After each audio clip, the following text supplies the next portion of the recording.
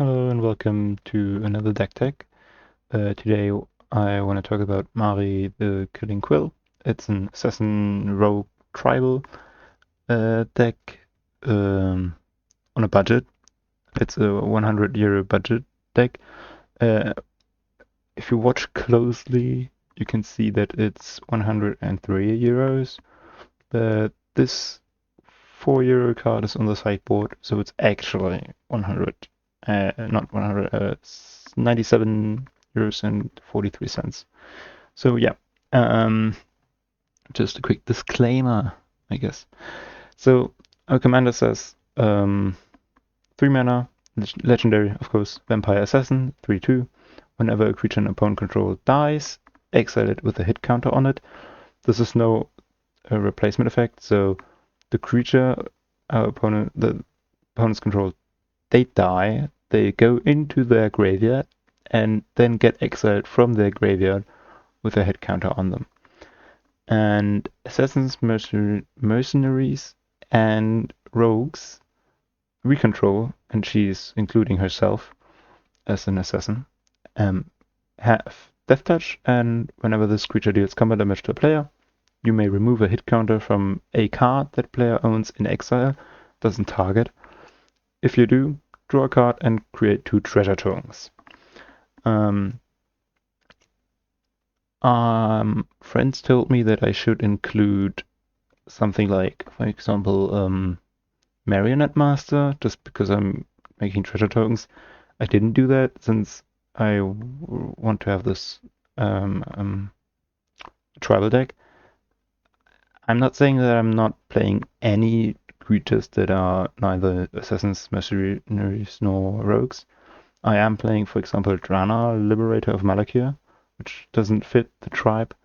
I mean, it's a vampire, but doesn't fit the tribe, actually. Um, but yeah, I think Marionette Master, you see that card in so many decks as a win con, and I'm kind of sick of it. So yeah, we are focusing on killing creatures and dealing combat damage to our opponents. So we are playing one Planeswalker. It's a 5 mana Planeswalker with 4 loyalty, and the static ability is whenever a creature we control dies, we put a loyalty counter on. Lolth Spider Queen. The 0 is you draw a card, we draw a card and lose a life. The -3 is create 2 1/1 black spider creature tokens with menace and reach. And -8 is we get an emblem with whenever an opponent is dealt combat damage by 1 or more creatures we control. If that player lost less than 8 life this turn, they lose life equal to the difference. So this is a damage trigger, right? I don't. Whenever an opponent is dealt. Why doesn't it say whenever a creature you control deals combat damage? Oh no, it's creatures you control. Whenever 1 or more. Okay, so yeah, basically, if we hit our opponent with a 1/1 and he didn't lose any life before combat, or then he loses another 7 life. Which, like, I hope that we get the emblem with this deck, since I'm playing lots of small creatures, but I want to close out the game with combat. So this life loss is pretty valuable to me in this deck. So yeah. So we are playing 41 creatures, 42 including our commander, which is a pretty high count of creatures, I'd say. And the first one is Abyssal Hunter. It's a 4 mana 1/1 creature, and we can pay 1 black and tap it to tap target creature. And then Abyssal Hunter deals damage equal to its power to that creature. Since our commander is giving Abyssal Hunter Death Touch, he's gonna kill that creature. I'm gonna show you. It's an assassin. That's why it gets Death Touch through our commander. So yeah, this is I would say a pretty good creature. Then we're playing Auntie Snitch, 3 mana, 3/1. Goblin Rogue. Anti-Snitch can't block, and it has a Prowl for 2 mana. Prowl is an alternative casting cost that you can pay if you dealt combat damage to a player with, like, usually it's just a rogue, I think, but in this case, since the creature itself is a goblin, it also counts goblin in the Prowl reminder text. And it says whenever a goblin or rogue you control deals combat damage to a player, if Anti-Snitch is in your graveyard, you may return Anti-Snitch to your hand. So yeah, I think it's a good creature. And yeah, by the way, let's forget the creatures for a moment. It's supposed to be a budget deck, right? If you, as you might have seen it already when I scroll down, we are playing cards that are far from budget, from budget cards. So as you might think, if you cut this and instead play something else, like the 2 mana rock that enters step and taps for black, you can make this deck an actual budget deck, like budget. I think if you like cut this Jet Medallion, Scepter of Eternal Glory, and this is 4 euros, it's fine. I don't know. So, then also cut Dorothy, I guess. Right? Yeah. That way you can make this deck like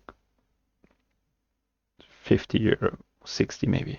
Like when we have this 30, 38 basically, and then here's 45, then you can make this a 55 euro budget deck. But yeah, I built this deck without Jet Medallion and Scepter of Eternal Glory, and then I thought, well, this was supposed to be a 100 euro budget deck, and then I thought I'd just gonna include this and Dalthy, since Dalthy is actually a rogue. So yeah, you can cut these and play cheap mana rocks instead, for example. Right. Let's continue. Next creature is Body Launderer. It's a 4 mana 3/3 rogue with Death Touch already. And whenever another non-token creature we control dies, it connives, so we draw a card, discard a card. If the discarded card was a non-land card, we put a counter on +1/+1 counter on Body Launderer. And when he dies, we return target non-rogue creature card from our graveyard with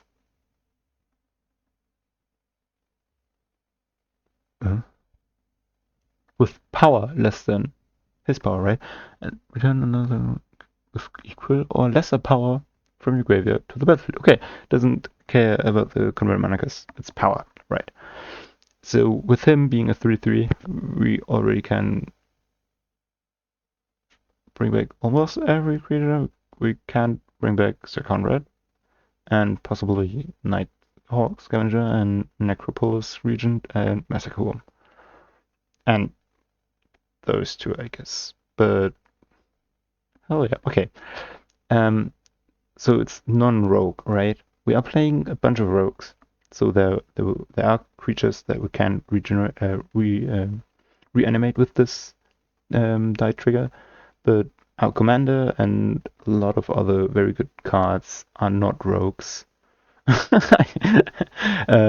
Yeah, so right. I think this is a pretty good card, and I wanted to include it since it's released, and somehow I didn't have a deck where it's really good in, so very excited to play this card in this deck. I don't have the deck in paper quite yet, but I'm building it, and it's funny. Actually, the cards that I'm missing are like the very cheap ones. I'm sure many people of you know that, but I do have the expensive ones. But yeah. So next creature is Changeling Outcast. Since it's Changeling, it automatically is Assassin, Mercenary, and Rogue. So it does get Death Touch, and the text where when it connects, we remove the counter and stuff. And the good thing, it also can't be blocked and can't block. So it's a 1 mana, like it's a very, very good creature in this deck for 1 mana. So I'm happy. Then we're playing Corrosive Mentor. It's a 3 mana 1/3 rogue, and it says black creatures, including itself, we control have Wither. Wither is they deal damage to creatures in form of -1/-1 counter instead of actual damage. I don't know the interaction between Wither and Death Touch, because the definition of Death Touch is basically when the creature deals damage to a creature, it doesn't matter how much damage it does deal lethal damage. But I don't know what lethal damage in form of Wither means. Does it get that many?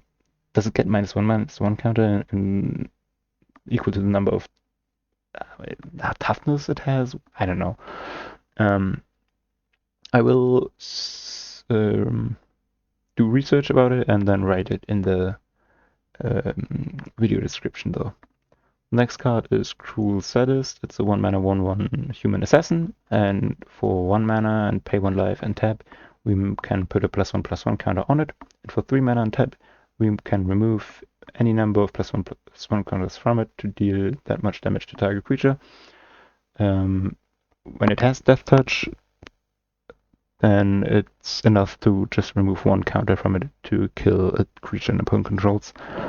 And that's why I included some cards that put counters on creatures. So we have, for example, the initiative, and the second room of the initiative is putting 2.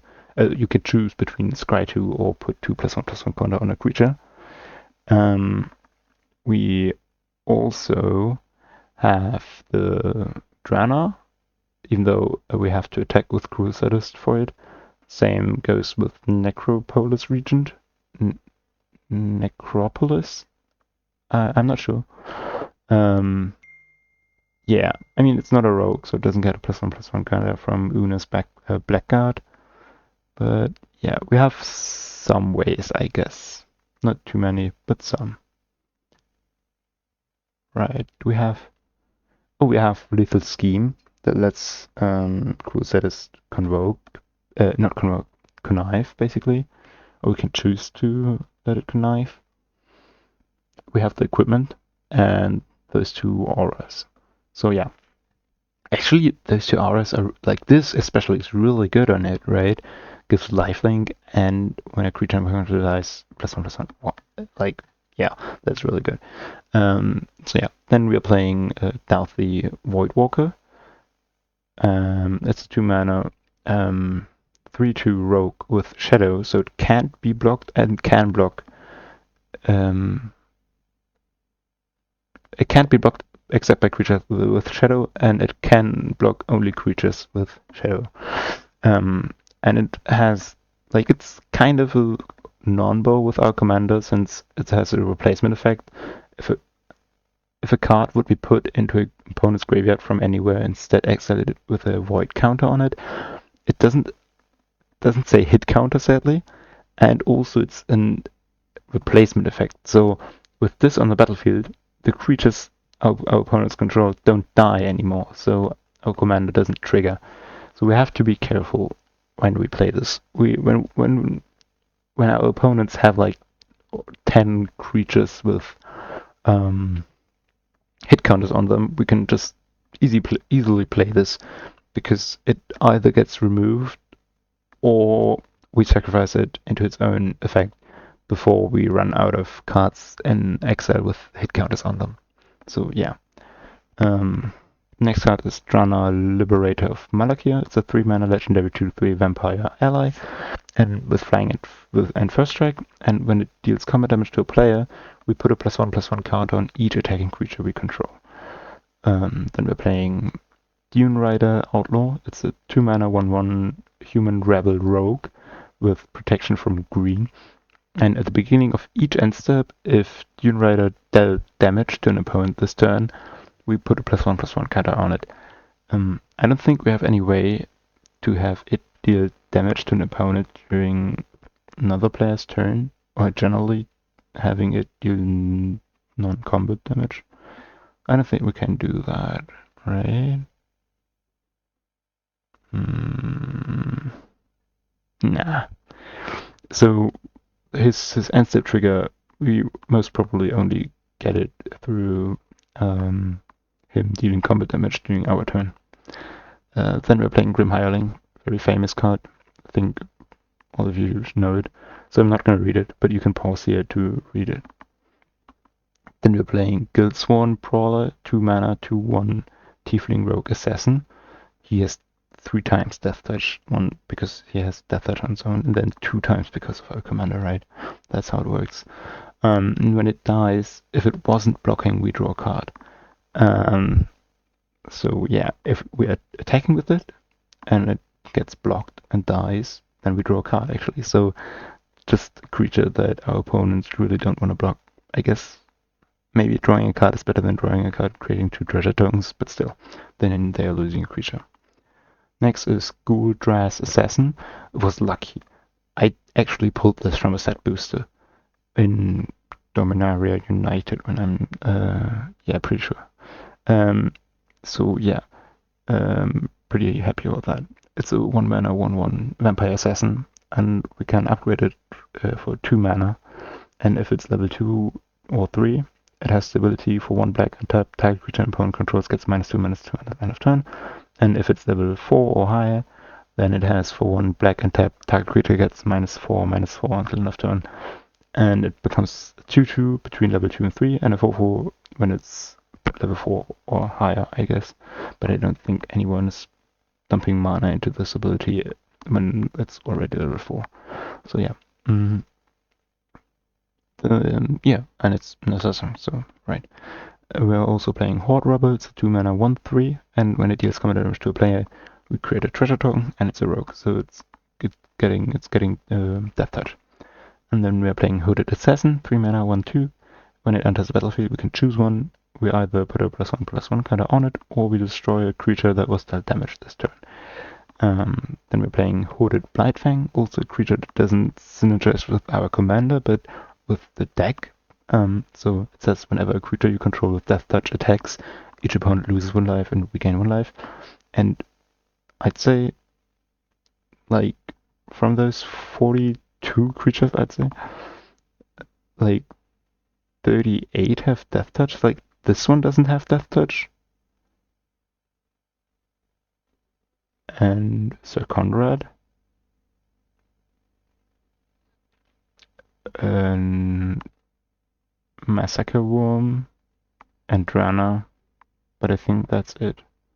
All of our other creatures either have or gain Death Touch. So yeah. And whenever a creature we control with Death Touch deals combat damage to a Planeswalker, that it deals damage to a Planeswalker, pretty good, that destroyed that Planeswalker. It does to target creature, right? Also to target creature, I don't think we can deal non-combat damage to a Planeswalker, right? Yeah. Well, doesn't matter. So, right, next, Camber the Plunderer, 4 mana, 3/4. It has partnered with Lareen the Diversion, but we're not playing it because Lareen is red. And itself is a legendary vampire rogue, 3/4 with lifelink. And whenever a creature in opponent control dies, we gain 1 life and create a blood token.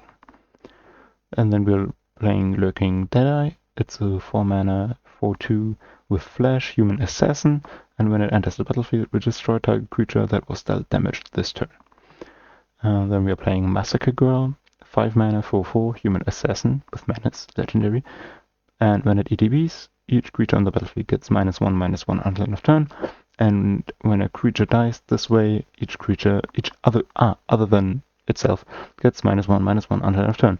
So this, most of the time it's a board wipe, since the trigger is repeating itself so often that, yeah, so most of the time it's just a board wipe where it kills everything except itself. Pretty good. Then we're playing Massacre Worm, 6 mana, 6/5, 5 Worm. When it enters the battlefield, creatures our opponents control get -2/-2 until end of turn. And whenever a creature an opponent control dies, that player loses 2 life. I'm sure you know when you're playing against a token deck, you just keep this in your hand for as long as you can, and right before they want to overrun everything, just gonna play this, basically just kill them. So yeah, I like this card a lot. I've played this against Skewed Swarm landfall players probably 50 times, and almost always killed the player right away. So yeah, I like that a lot, that creature. And then we're playing Morbid Opportunist, I think. Opportunist. 3 mana, 1/3 human rogue. And whenever one or more other creatures die, we draw a card, and this ability triggers only once each turn. Don't let yourself fool by this triggers only once each turn thing. Like on some cards, I understand that it's like holding the card really back like crazy, but not necessarily on this. So yeah. Moriak Rigger is the next card. It's a 3 mana 2/2 creature rogue, human rogue, and whenever an artifact is put into a graveyard from play, we may put a +1/+1 counter on it. So whenever we sacrifice a treasure, this gets a +1/+1 counter. So this might get pretty huge. And it also is a rogue, so even if it isn't, it's a Death Touch, a creature that might trigger to remove a hit counter and draw a card and create a treasure token. So yeah.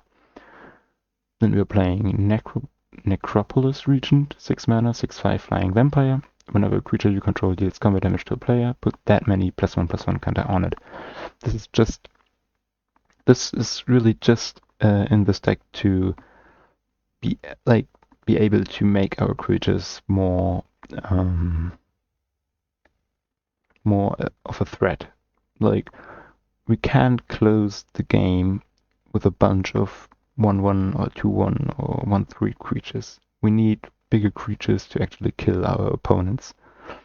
And I don't think this deck can outgrind other decks with life gain. So yeah. Next, Necrotar, 4 mana, 2/1 assassin with first strike. And when it ETBs, we destroy target non-artifact, non-black creature, and it can't be regenerated. First strike is really good combined with Death Touch. I'm sure you know it. So this is also a creature that most of the time can connect with the opponent when it attacks. Then we're playing Nighthawk Scavenger, 3 mana, flying Death Touch lifelink, and its power is 1 plus the number of card types among cards in your opponent's graveyards. This is probably like opponents might not have creatures in their graveyards, I guess. Even though no, maybe they mill or discard. Our commander doesn't exile creatures that are put into the graveyard from anywhere other than the battlefield, basically. So yeah, I guess this can easily be like 5/3 flying Death Touch lifelink. So yeah, pretty good card actually. Then we're playing Ogre Slumlord. It's a 5 mana 3/3 rogue. Whenever another non-token creature dies, we may create a 1/1 black-red creature token. And as long as we have him on the battlefield, those creature tokens actually have Death Touch. So yeah, pretty nice. I mean, they're not rogues, but yeah. Right, next is Una's Blackguard. 2 mana, 1/1 flying fairy rogue, and other rogues enter the battlefield with a +1/+1 counter on it. And whenever a creature we control with a +1/+1 counter on it deals combat damage to a player, the player discards a card. This is a pretty mean 2-drop in Commander, but yeah, it's good. So I'm playing it.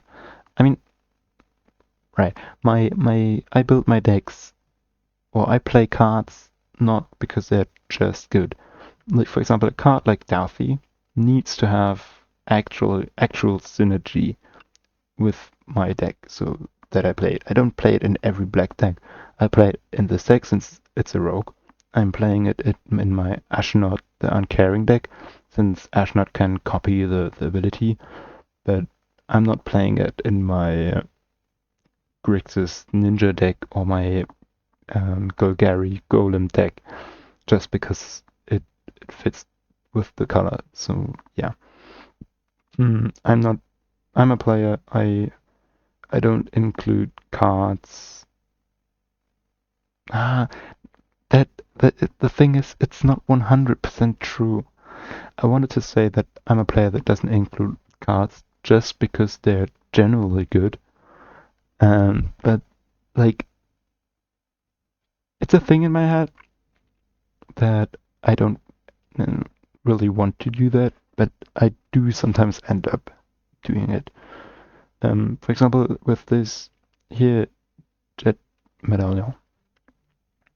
I mean, I guess I'm playing it because I am playing mono black, right? I wouldn't play it in my Grixis deck just because it's not even that good in the Grixis deck, I guess. Um, but yeah, and for example, it's not like this has actual synergy or anything. Like this, I'd say yes, because I'm playing 42 creature spells. In this case, about creature spells, so yeah, but still.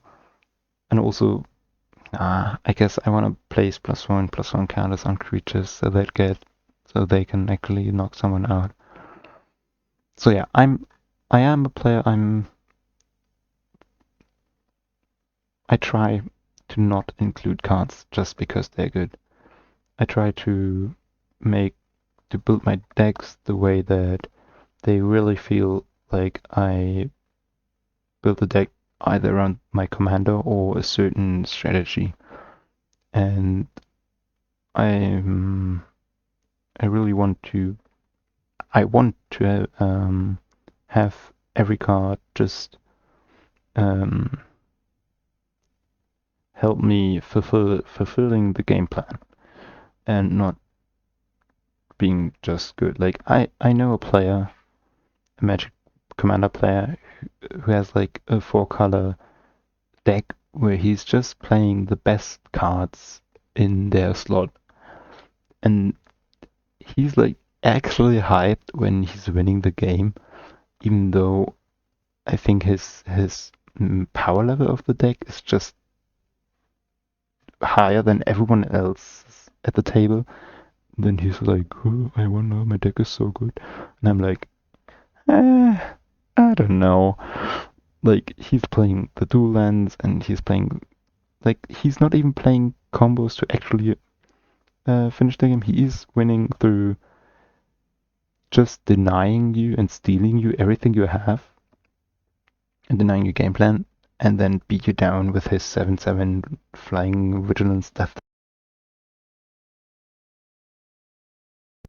Sorry, my headset turned off. He beats you down with his 7/7 flying death touch vigilance liveling Atraxa, which he's like copying and flickering all the time to get card advantage. And if he doesn't have Atraxa to copy, he's copying your best stuff and playing against you with your best stuff. Also, or stealing your stuff. He's also like, and he's like playing all those animate dead, reanimate stuff. And if you remove something from him, he's like getting it back. And then the thing that he got back is getting another thing back. He had like turns where he was like, I play Sun Titan. I get back animate that, bringing back a clone who's coming back as a Sun Titan, and Sun Titan is bringing back another clone as a Sun Titan, bringing back sort of Feast and Famine, whatever, I don't know, things like that, where I'm like, dude, are you playing an actual, like, he's not playing any payoffs for what he's doing, so he doesn't actually have a game plan, he's just playing good stuff. And I'm like, if you're proud of you winning with that deck, I don't know. Yeah, let's continue though. Next, Orzhov, uh, Euthymist? I don't know. 3 mana, 2/2 human assassin with Haunt. Haunt means when this creature card is put into a graveyard from play, remove it from the game, haunting target creature. So when this comes into play, or the haunted creature is put into a graveyard, we can destroy a creature that was dealt damage this turn by any source. Then we're playing Pestilent Spirit. This is just a creature that I really wanted to try out for a long time now. And I mean, this is the perfect deck, but it's a deck where I'm gonna try it out. 3 mana, 3/2 Spirit, Menace, Death Touch, and it says instant sorcery spells you control have Death Touch. We will talk about the instant sorceries in this deck. Next, Raffine's Silencer, 3 mana, 1/1, and when it ETBs, it connives, and when it dies, target creature an opponent controls gets -X, where X is its power.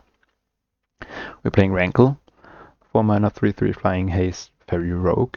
When it deals combat damage to a player, choose any number. Each player discards a card, each player loses 1 life and draws a card, each player sacrifices a creature.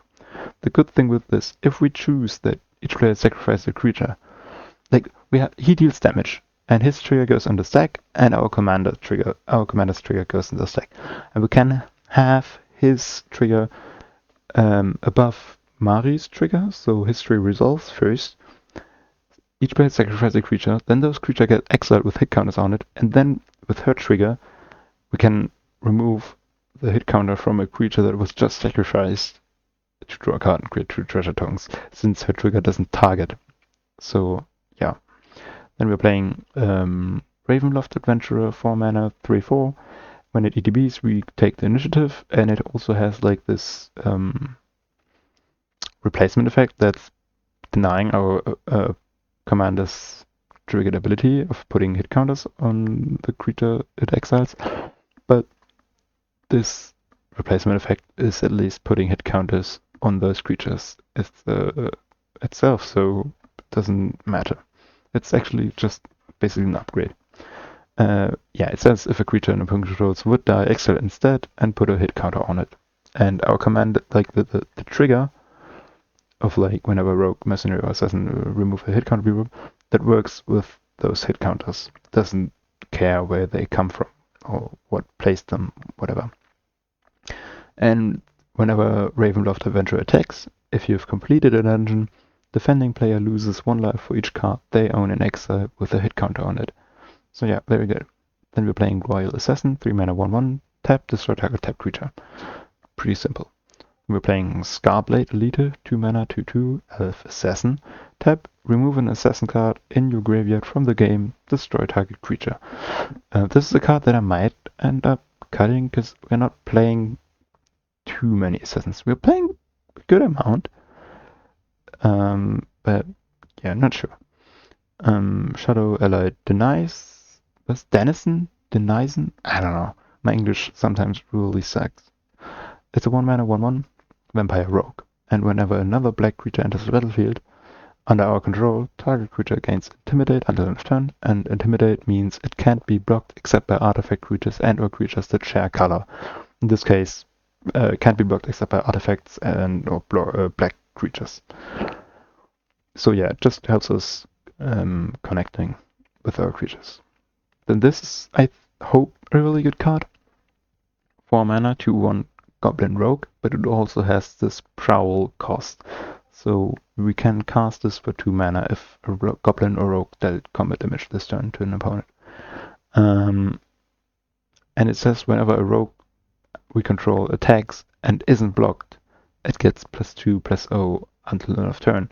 So this just helps us beating our opponents down, which I like.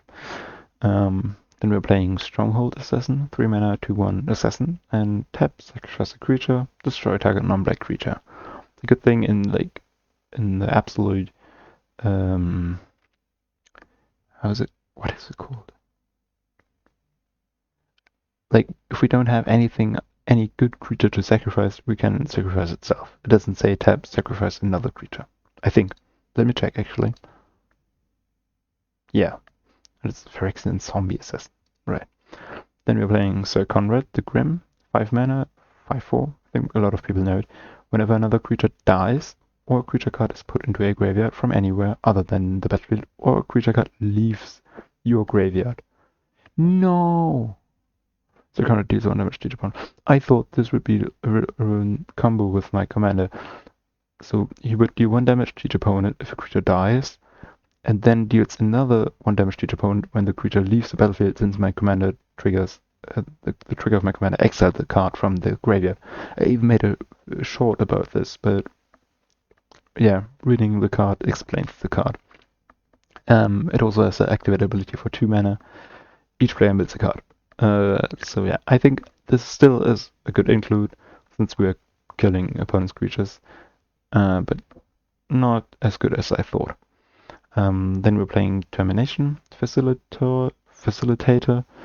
2 mana, 1/3, Human Assassin, tap, put a bounty counter on target creature or planeswalker, activate only as a sorcery, and whenever a creature or planeswalker an opponent controls with a bounty counter on it is dealt damage, destroy it. And then there's Tabos Assassin, 4 mana, 1/1, tap, destroy target creature if it shares a color with the most common color among all permanents on the color, among all permanents or the color tied for the most common. A creature destroyed this way can't be regenerated. This is an old text, but I think you should understood. Then we're playing Unliving Psychopath, 4 mana, 0/4 Zombie Assassin. For 1 black, we can give it a +1/-1 until end of turn. And for black, tap, destroy target creature with power less than Unliving Psychopath's power. And the last creature is Centaurum Bandit, 2 mana, 2/1.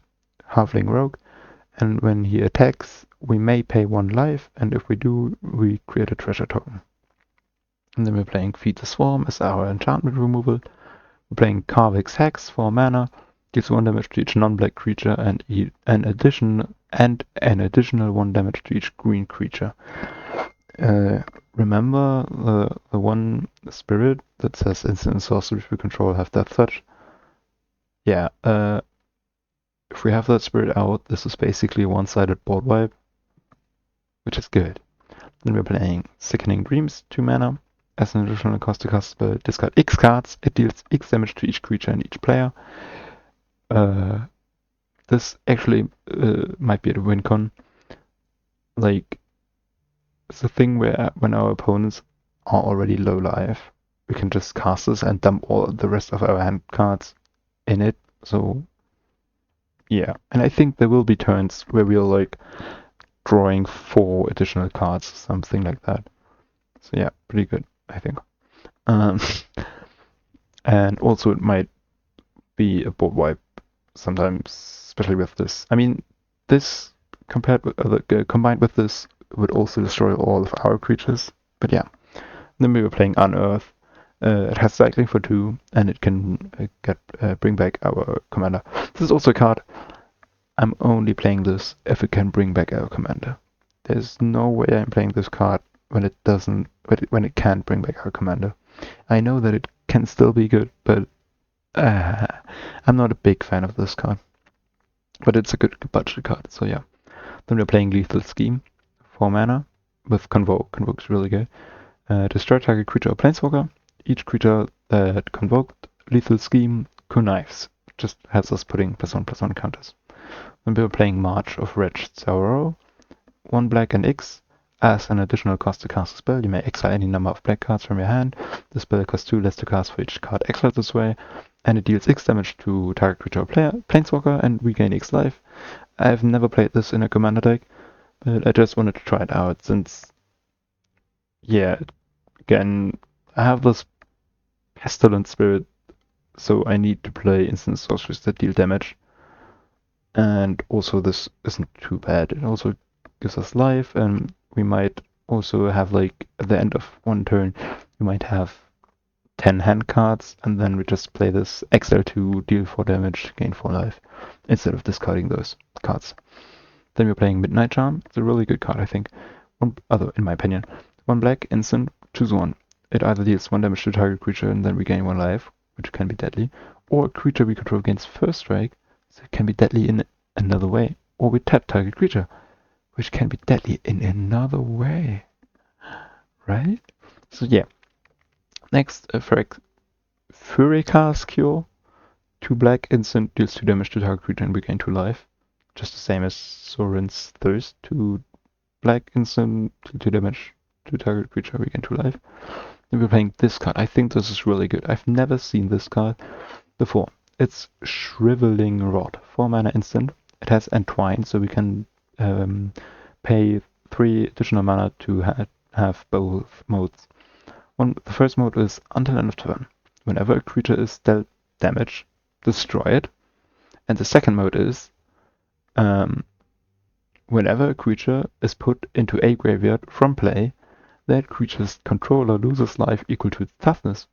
Imagine someone is playing a board wipe and you have like just 1, 2, or maybe 0 creatures on the battlefield, but this in your hand and 4 mana open. You just play this and basically deal like I don't know, a lot of damage, maybe even kill someone. So yeah, pretty good. Then we're playing Sorin's, yeah, I've had this. Wona's Hunger. It's a really good card. 3 mana with Ascent, so if we have 10 or more permanents, we have the City's Blessing, which shouldn't be too hard. And it says each opponent sacrifices a creature, but if we have the City's Blessing, instead, each opponent sacrifices half the creature he or she controls, rounded up.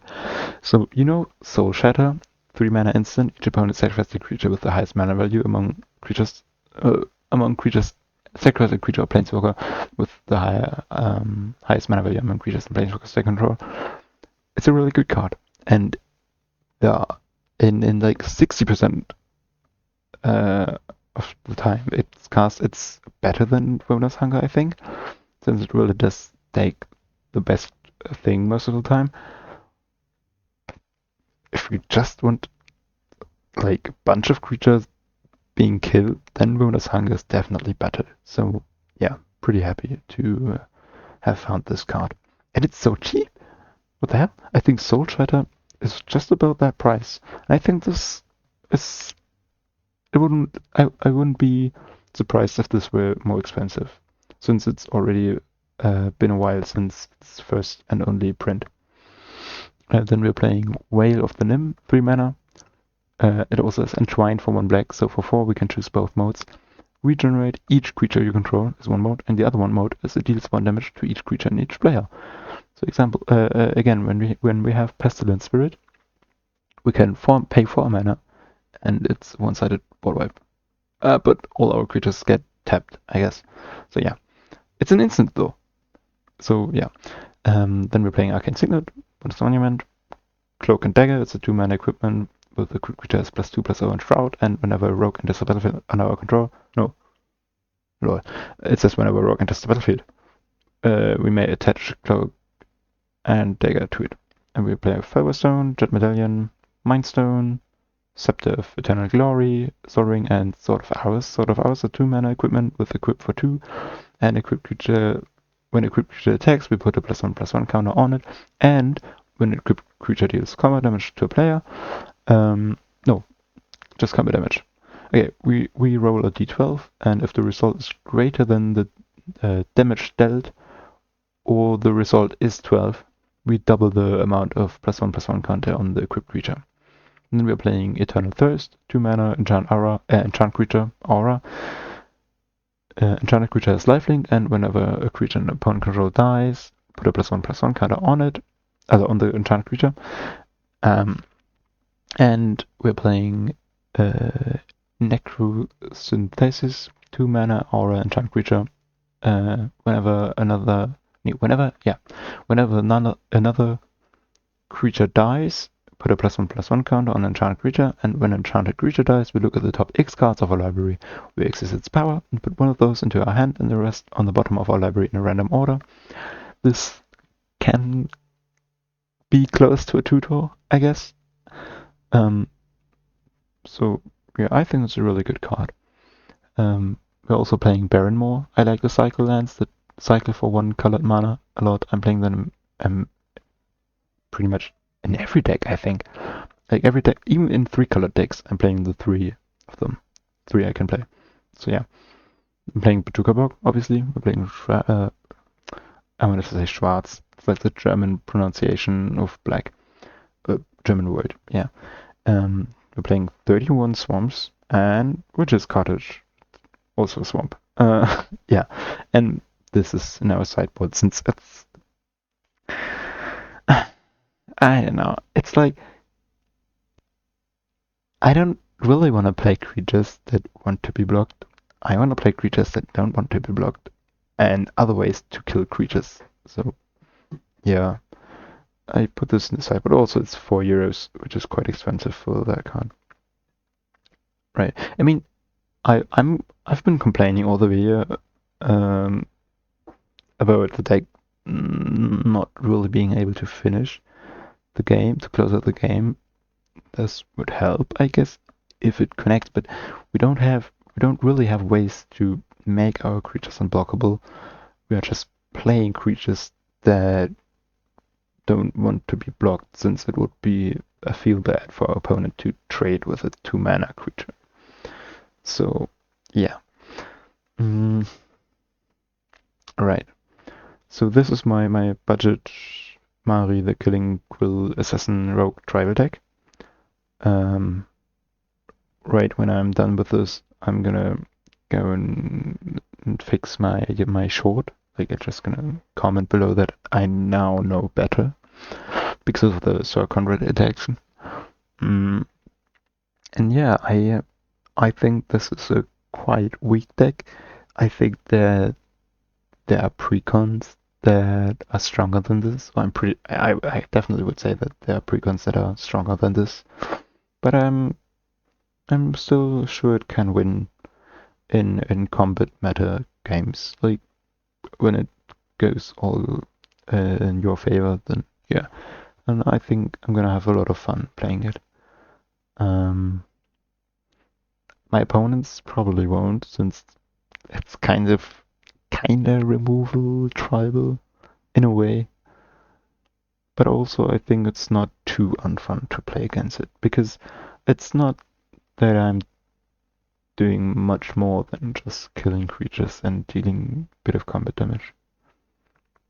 So yeah, I think there are way more oppressive decks to play against. Yeah, I hope you like my Assassin tribal deck. You can. I'd like you to leave a comment. What do you think about my creature count? Would you say I should try to find some more creatures to include, and then maybe cut something? Maybe I'm playing too many lands, in your opinion, or too few? Do you say too few? Not enough, not enough. Even though 34 is like, for me, it's a high count. I'm playing like between 32 and 35, I guess. I don't think I have any deck that has more than 35 lands. I had a Slowgurk deck, which I might also upload the Decktech to. But I don't have it anymore. But I had it, and that played 38. But it played 4, 5, 6 cycle lands, and Buzechu and Otawara, and I think there were more lands that were like kind of spells. So yeah, yeah.